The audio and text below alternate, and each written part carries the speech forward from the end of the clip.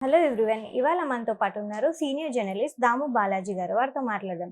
Sir నమస్తే sir. నమస్తే. Sir Nayanthara ధనుష్‌కి వ్యతిరేకంగా ఒక 3 పేజీల లెటర్ రాసిందని చెప్పేసి మనకి న్యూస్ వస్తుంది.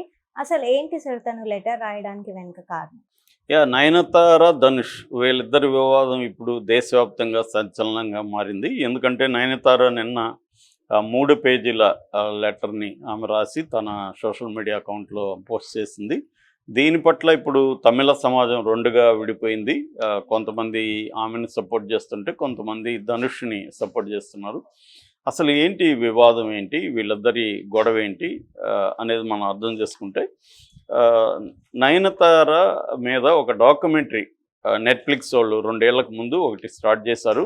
దాని పేరు 'Nayanthara beyond the fairy tale' అనే డాక్యుమెంటరీ. అది ఇప్పుడు రేపు అది రిలీజ్ కాబోతుంది. నవంబర్ 18th రిలీజ్ కాబోతుంది. అయితే దానికి సంబంధించిన ఒక ట్రైలర్ రిలీజ్ చేశారు. ఆ ట్రైలర్‌లో నయనతార నటించిన 2015 ఫిల్మ్ 'నానుమ్ రౌడీదాన్' అనే సినిమా, 'నేను కూడా రౌడీనే' అనే సినిమా తమిళ్‌ది. దాంట్లో విజయ్ సేతుపతి, ఈమె ఇద్దరు యాక్ట్ చేశారు. దానికి ప్రొడ్యూసరు ధనుష్, డైరెక్టర్ విఘ్నేష్ శివన్, నయనతార పెళ్లి చేసుకున్న డైరెక్టర్. సో ఆ సినిమాలో 3 సెకండ్ల క్లిప్పు, 3 సెకండ్లు, అది కూడా సినిమాలోది కూడా కాదు. 'నానుమ్ రౌడీదాన్' సినిమా షూటింగ్లో తన సెల్ ఫోన్తో తీసిన బీటీఎస్ క్లిప్ అంటారు. బీటీఎస్ అంటే బిహైండ్ ద సీన్స్ క్లిప్ అనమాట. ఆ క్లిప్పు 3 సెకండ్లు వాడారు అంతే. దానికి ధనుష్ ఏం చేశాడు, కోర్టులో 10 కోట్లకి ఆమె మీద కాపీరైట్ యాక్ట్ కింద నా సినిమాలో వీడియోని కాపీ కొట్టింది, 10 కోట్లు చెల్లించాలి అని కోర్టులో కేసేశాడు. అది ప్రధాన వివాదం అనమాట. మామూలుగా ఏంటంటే ఇప్పుడు ఈ ఎవరైనా ఒక సెలబ్రిటీ చిరంజీవి గారు అనుకో డాక్యుమెంటరీ తీస్తుంటే ఆయన చేసిన సినిమాల్లో విజువల్స్, సాంగ్స్, ఈ బిట్లంతా వేయడం అనేది కామన్. అవి లేకుండా ఏం చేస్తారు ఎవరైనా? అట్లాగే నయనతార 70 సినిమాల్లో యాక్ట్ చేసింది ఇప్పటివరకు. సో ఆ సినిమాల్లో ఇంపార్టెంట్ ఒక కెరియర్ని మలుపు తిప్పిన కొన్ని ఇంపార్టెంట్ ఫిల్మ్స్ ఉంటాయన్నమాట. మైల్ స్టోన్స్ అంటారు వాటిని. అటువంటి ఒక మైల్ స్టోన్ సినిమాలలో 'నాను రౌడీదామ్' కూడా ఇంపార్టెంట్. ఆమె వ్యక్తిగత జీవితంలో అది ఇంపార్టెంట్, కెరియర్ పరంగానూ ఇంపార్టెంట్. వ్యక్తిగత జీవితంలో ఎందుకు, విఘ్నేష్ శివన్తో లవ్లో పడింది అప్పుడే.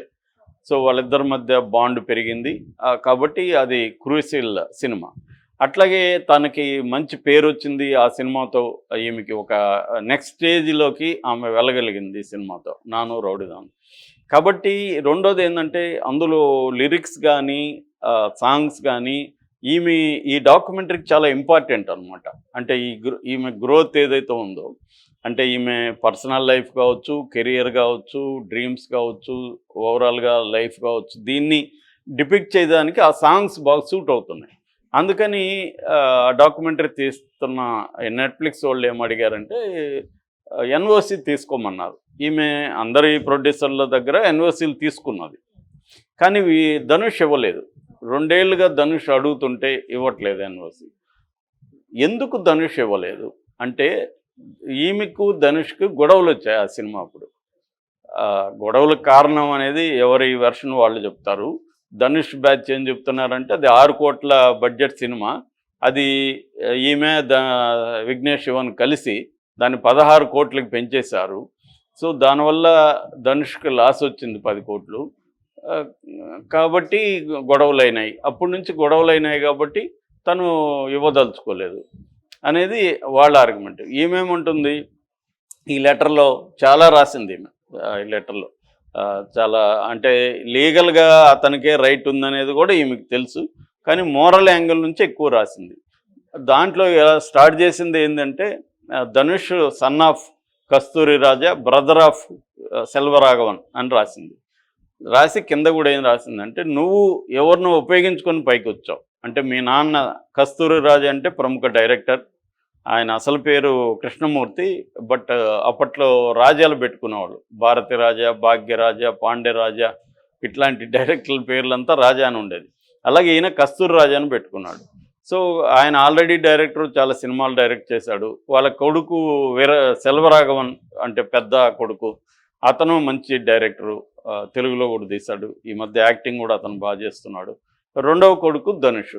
అంటే ఆల్రెడీ నీకు బ్యాక్గ్రౌండ్ ఉంది, నువ్వు రాగలిగావు. నాకు ఏ బ్యాక్గ్రౌండ్ లేదు. నేను అనేక కష్టాలు నష్టాలు కోర్చి నేను నా కెరియర్ని నిర్మించుకుంటా ఈ స్థాయికి వచ్చాను అని చెప్పింది. అది నిజమే. ఎందుకంటే ఆమెది కేరళ, డయానా మరియం కురియన్, సిరియన్ క్రిస్టియన్స్ వీళ్ళు. అయితే ఆమె పుట్టింది బెంగళూరులో. ఎందుకంటే వీళ్ళ నాన్న ఇండియన్ ఎయిర్ ఫోర్స్లో ఆఫీసరు. ఆయన అనేక ప్రాంతాలు తిరుగుతూ ఉండేవాడు. దాంతో ఫ్యామిలీ కూడా తిరగాల్సి వచ్చేది. అలాగే ఈమె బెంగళూరులో పుట్టినా కూడా ఎక్కువగా కేరళలోనే చదువుకునింది అనమాట. మార్తోమ్ కాలేజీలో ఈమె BA ఇంగ్లీష్ లిటరేచర్ చేసింది. జామ్నగర్, గుజరాత్ జామ్నగర్లో చదువుకునింది, ఢిల్లీలో చదువుకునింది. ఇలాగా అనేక టౌన్లలో ఈమె చదువుకునింది. అయితే చదువుకున్నప్పుడు మోడలింగ్ చేస్తుండేది. ఆ క్రమంలో ఈ ఒక డైరెక్టర్ ఈమెని చూశాడు. సత్యం అంతక్కాడని మలయాళ డైరెక్టర్. చూసి నా సినిమా అట్లా తీయబోతున్నాను, ఒక సినిమా నువ్వు యాక్ట్ చేస్తావని అడిగితే ఫస్ట్ ఇంట్రెస్ట్ లేదు. కానీ ఆల్రెడీ మోడలింగ్ చేస్తున్నావు కదా, అలాగే ఇది కూడా పెద్ద ఇది లేదు. సరే ఒక సినిమా చేద్దాం సరదాగాని ఈమె ఒప్పుకునింది. అయితే ఈ డయానా మరియం కురియన్ అనే పేరు అంత బాగాలేదని అతను నయనతార అని పెట్టాడు అనమాట. అలాగే ఈమెకి నయనతార అనే పేరు వచ్చింది. మనసిక్ కరే అనే ఒక సినిమాలో ఈమె చేసింది. దాని తర్వాత అయ్యా, శరత్ కుమార్ అయ్యాలో పాపులర్ అయింది. తర్వాత మనకు తెలుసు చంద్రముఖి, రజనీకాంత్ పక్కన చంద్రముఖిలో యాక్ట్ చేయడం అనేది ఈమెకు పాపులారిటీని బాగా తీసుకొచ్చింది.